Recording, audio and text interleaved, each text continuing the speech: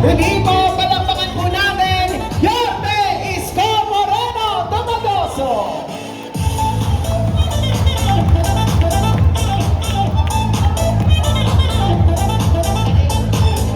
Maupo po kayo. Ayaw kong mga ngawit ang pilot eh. Maganit na yung mga ugat dyan. Good morning! Ang aga-aga nyo daw. Sabi namin alas 9, 5:30, nandito na kayo. Salamat sa Diyos. Medyo maliwalas yung panahon. Pero mamayang alas 12, ako, gusto mo. Masin-masin na. Maraming salamat sa ating principal para pakan natin na naman natin ito kasi kaysa sa kalsada tayo, pwede naman tayo mag-10. Kaya lang, may libre swimming ng pawis. Maganda na umaga sa inyo. Kami naparito, gusto ko lang kayo bigyan ng background. Ano ba itong programa ito? Ito po ay bunga ng sa dami ng sa karanasan ko, ang vice mayor pa lang ako, ang first time ko mayor, maraming sumusugan sa akin. Sakit, may natulog, nakabasa ka niya ko. Talagang binibigyan ko ng as much as I can. Mangyari ba, noong pagbalik ko ngayon, dahil sa inyo, ako gusto, everyday, siguro about 200 plus letters. Kaya sa opisina ko, may flood control din. Ng luha. Dahil sa dami ng sabi ko sa video. Kaya siguro yung iba sa inyo, nakakabalita na yung sulat, pinutunan, pinadadala sa mga bahay-bahay. Narinig niyo ba yun? Ang ginagawa. Dito ka nga, Pogi, hindi ko nakita yung mga lola ko. Taas nga kami ng mga sinto. Bakit kami? I love you. So, ngayon,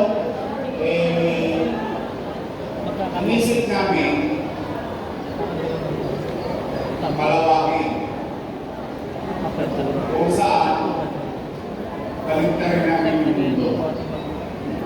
Imbis na yung taong nangangailangan na anak o pamalan, ito, kayo na ang dinanap.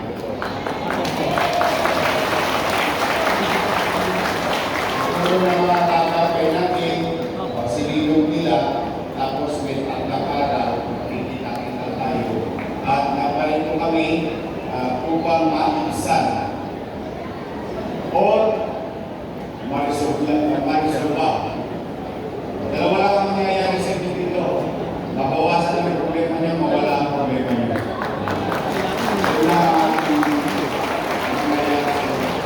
Walang all stories. Kaya po gusto namin yung gobyerno na bumawa.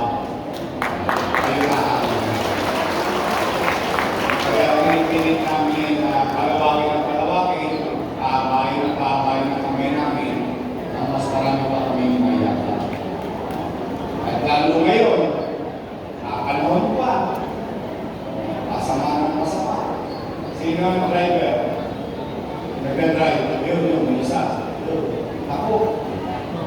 Tumama na. Tumama na yung mga gaso niya. Ang hirap. Tapos magkakaroon na. 7. Next week, baka mag-17 pa. Yung taas nun, ano susunod na tataas? Bili yun. Bili yung susunod. Kaya talaga nga napakahirap. Pero manatag kayo. Ipilitin kong magbuti ay paramdam na kahit pa paano yung nagapak ng tao, maitsama man lang para hindi masyado masakit dahil sa hirap ng buhay na pinagdaanan.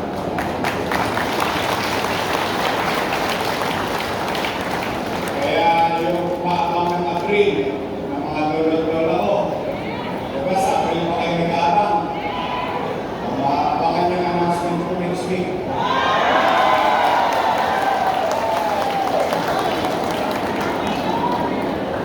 Pera na naman ulan. Oo, nung Lunes pa ako alupit eh. Hindi, parang ako sinisiliya sa pwede na siyempre, bawat piso sa pamilya, ang hirap na buhay. Mga solo parent, PWD, hindi na kayo sa GT. Mukhang magagawa naman ng paraan.